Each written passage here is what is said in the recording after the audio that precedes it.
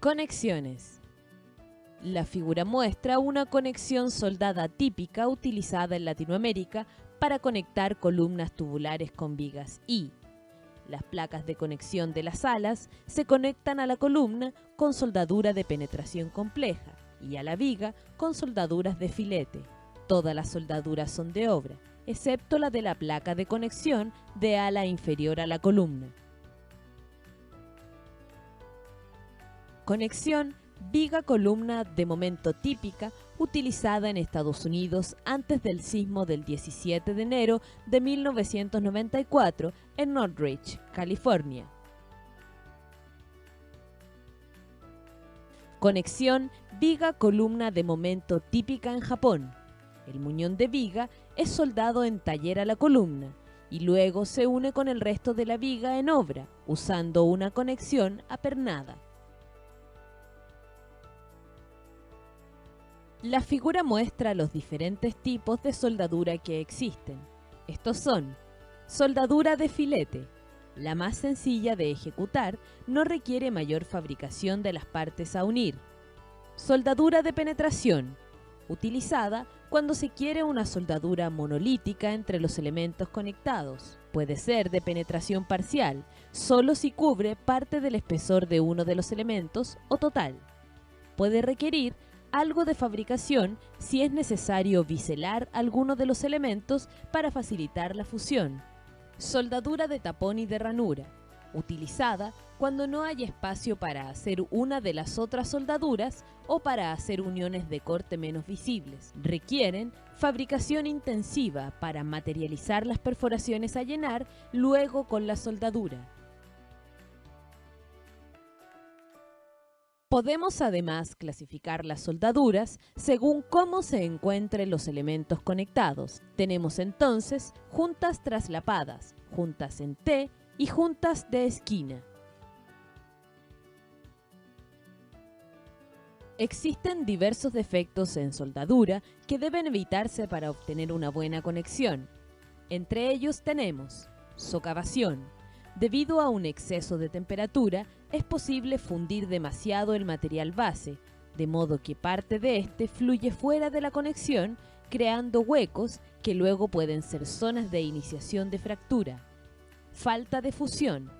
Por falta de calor es posible que el material base no se funda completamente con el electrodo, quedando una interfaz entre los dos materiales que actúa como una imperfección y puede ser un punto de inicio de fractura. Falta de penetración. Por una mala ejecución de la soldadura, es posible que el material fundente no penetre hasta donde fue especificado. Esto genera una conexión de resistencia menor a la esperada. Formación de escoria. Debido a un enfriamiento muy rápido, se puede generar una capa de escoria en la soldadura. Esta capa parece sólida, sin embargo su resistencia es muy baja. Porosidad. La inclusión inadvertida de hidrógeno y otros gases puede generar una soldadura llena de pequeños poros como una esponja. Cada uno de estos poros es una imperfección que es un punto potencial de iniciación de fractura. Esta lámina y las tres siguientes muestran los usos típicos de soldadura de filete. Las soldaduras de filete tienen una excelente resistencia al corte y son por lo tanto una buena opción para uniones traslapadas o aquellas donde la soldadura trabaje principalmente en corte. Filetes de soldadura también pueden usarse en placas base o placas de extremo en vigas. Sin embargo, su uso está limitado a perfiles de capacidad no muy alta.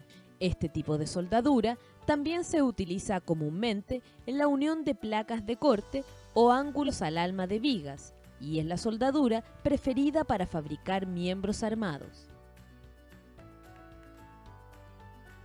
También son usadas en conexiones de momento y empalmes donde hay juntas traslapadas. Y en conexiones simples y soldadura de ángulos de apoyo a la columna. Se presentan a continuación los principales símbolos de soldadura. Para mayor claridad, en cada lámina se muestran lado a lado el o los símbolos y la soldadura deseada. En primer lugar, se muestran los símbolos para una soldadura de filete. El número enfrente del triángulo es la dimensión nominal del filete y el número detrás del triángulo es la longitud del filete. Este orden se mantiene sin importar la orientación de la flecha. La soldadura indicada por debajo de la línea es la que se hace en el lado que apunta la flecha, mientras que la que se hace en el lado opuesto se indica sobre la línea. En el caso de soldaduras intermitentes, se indica primero la longitud del filete, seguida de la distancia entre centros de filetes adyacentes.